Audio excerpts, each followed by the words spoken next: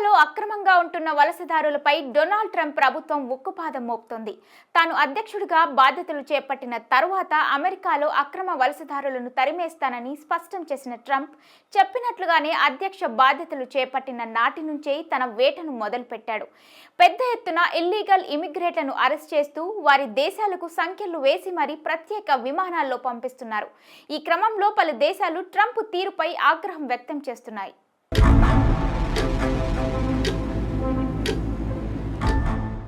మా దేశస్థులను సంఖ్యలు వేసి ప్రత్యేక విమానంలో పంపిస్తారా అంటూ అమెరికా సర్కార్ తీరుపై కొలంబియా అధ్యక్షుడు ఆగ్రహం వ్యక్తం చేశారు.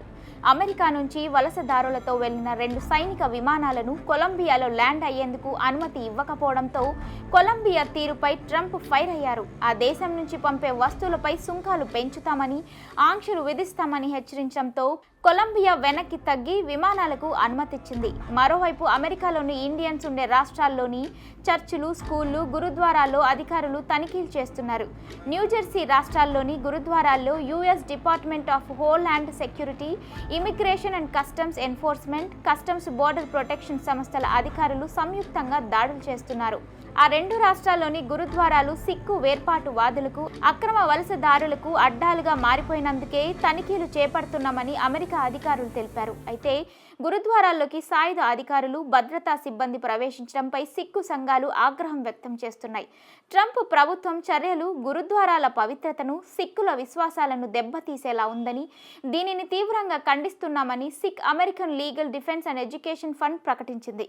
అమెరికా అధ్యక్షుడిగా ట్రంప్ ప్రమాణ స్వీకారం చేసిన కొన్ని గంటలకే ఆ దేశంలోని అక్రమ వలసదారులపై డిహెచ్ఎస్ అధికారులు వేట మొదలుపెట్టారు. గత అమెరికా అధ్యక్షుడు జో బైడెన్ హయాంలో జారీ చేసిన గైడ్ లైన్స్ ను డిహెచ్ఎస్ రద్దు చేయడంతో ప్రార్థనా స్థలాలతో పాటు స్కూళ్లు, వైద్యశాలలు వంటి సెన్సిటివ్ ఏరియాల్లోకి సైతం ఐసీఈ, సిబిపి అధికారులు వెళ్లి తనిఖీలు చేపట్టేందుకు మార్గం సుగమమైంది. తెలుగు ప్రజలు ఉండే రాష్ట్రాల్లో అమెరికా అధికారుల తనిఖీలతో అక్రమంగా అమెరికా వెళ్లి ఆయా రాష్ట్రాల్లో తలదాచుకుంటున్న వారు భయంతో వణికిపోతున్నారు.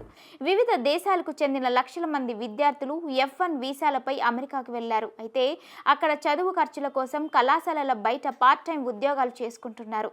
తాజాగా ట్రంప్ సర్కార్ చర్యలతో వారంతా హడలిపోతున్నారు. మరోవైపు ట్రంప్ బాధ్యతలు చేపట్టిన వెంటనే దేశ దక్షిణ సరిహద్దు ప్రాంతాల్లో జాతీయ అత్యవసర పరిస్థితి ప్రకటించారు.